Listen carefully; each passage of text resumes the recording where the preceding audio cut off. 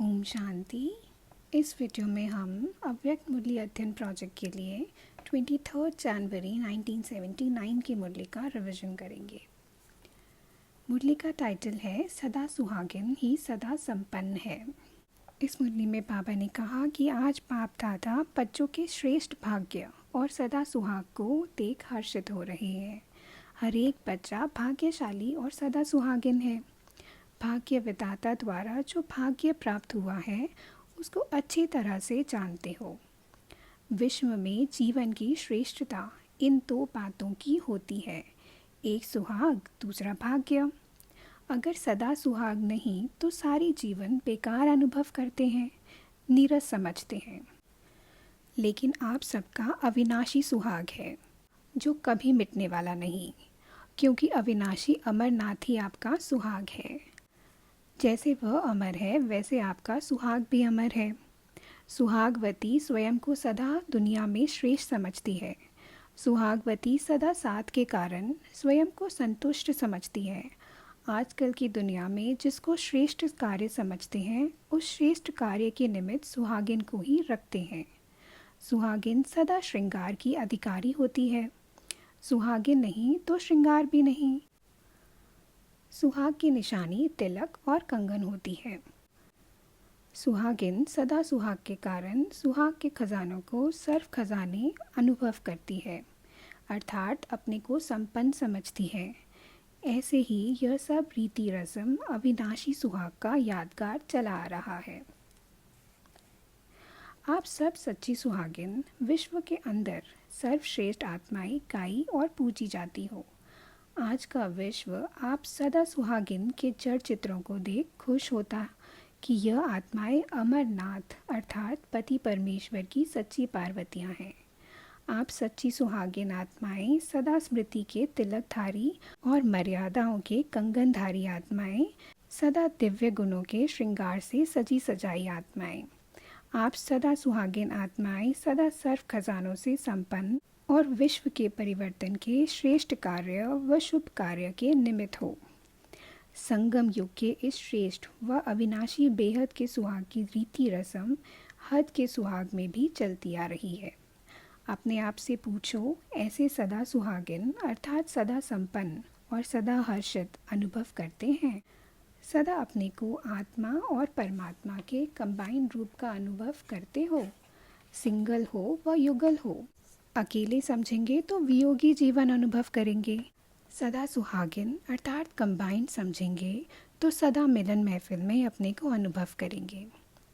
बहुकाल से अलग हो गए तो अपने अविनाशी साथी को भी भूल गए। सुहाग खोया, तिलक को भी मिटा दिया, श्रृंगार को भी गवा दिया, खजानों से भी वंचित हो गए। सदा सुहागिन से क्या बन गए? भिखारी बन गए, वियोगी बन गए। फिर भी अमरनाथ ने आकर बहुकाल से बिछड़ी हुई पार्वतियों को अपना स्मृति का तिलक दे सुहागिन बना दिया। अब बहुकाल के बाद जो सुंदर मेला हो गया, इस मेले से अब सेकंड भी वंचित नहीं रहने वाले हो। ऐसी कंपेनियनशिप निभाने वाले हो ना।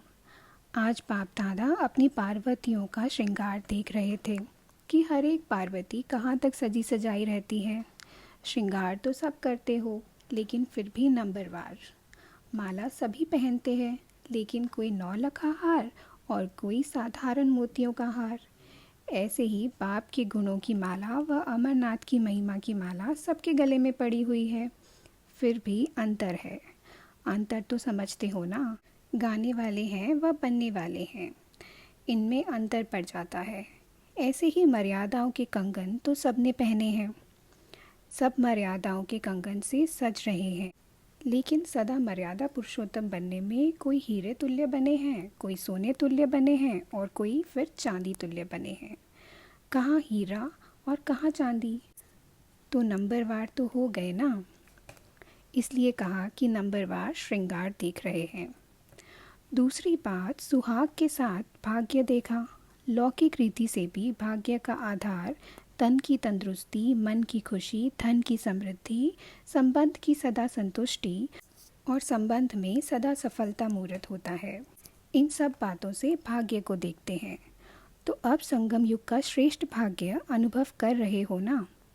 संगम युग के अलौकिक जीवन की विशेषताओं को जानते हो ना।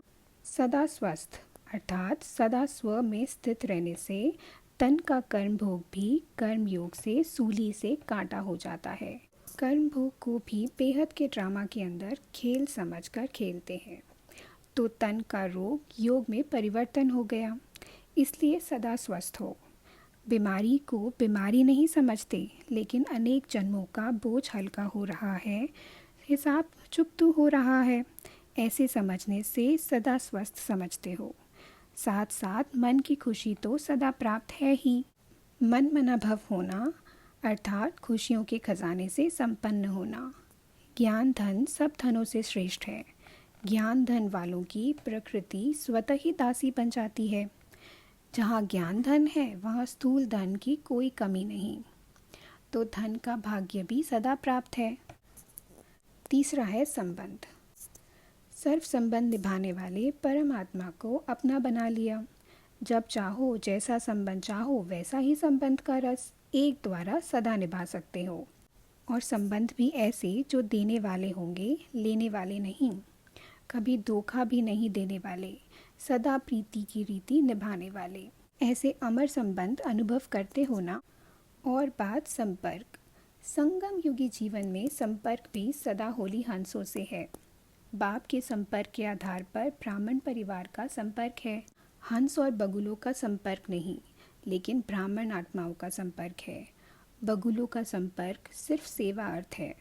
सेवा का संपर्क होने का कारण सदा विश्व कल्याण की भावना, विश्व परिवर्तन की कामना रहती है। इस कारण सेवा के संपर्क में भी कोई दुख की लहर नहीं। निंदा करे तो भी मित्र, गुणगान करे तो भी मित्र। सदा भाई भाई की दृष्टि, रहम की वृत्ति रहती है, तो संपर्क भी श्रेष्ठ है। ऐसा श्रेष्ठ भाग्य भाग्य विदाता से प्राप्त है, तो सदा श्रेष्ठ भाग्यवान हुए ना। आज बच्चों के इस सुहाग और भाग्य को देख रहे थे। सदा संपन्न आत्माएं, अप्राप्त नहीं कोई वस्तु इस ब्राह्मण जीवन में। ऐसे अनुभव करते हो ना। सदा सुहाग का तिलक व भाग्य का सितारा चमक रहा है ना। चमक की परसेंटेज कितनी है? चमक तो सभी में है, लेकिन परसेंटेज के अनुसार नंबरवार है। विदेशियों का नंबर कौन सा है? विजयमाला में नंबर है ना, चाहे देश के हों चाहे विदेश के हों। माला तो एक ही है। जो सदा सुहाग और भाग्य के अधिकारी हैं वही विजयमाला के भी अधिकारी हैं। फिर अंत में बाबा ने कहा कि वह सदा बच्चों की माला जपते हैं। बाप की माला तो आत्माएं जपती हैं, लेकिन बच्चों की माला परमात्मा जपते हैं। तो भाग्यशाली कौन हुए? और आगे बाबा ने दादी जी और पार्टियों से मुलाकात की है। अगली वीडियो में हम 25 जनवरी 1979 की मुरली का रिवीजन करेंगे। अच्छा, ओम शांति।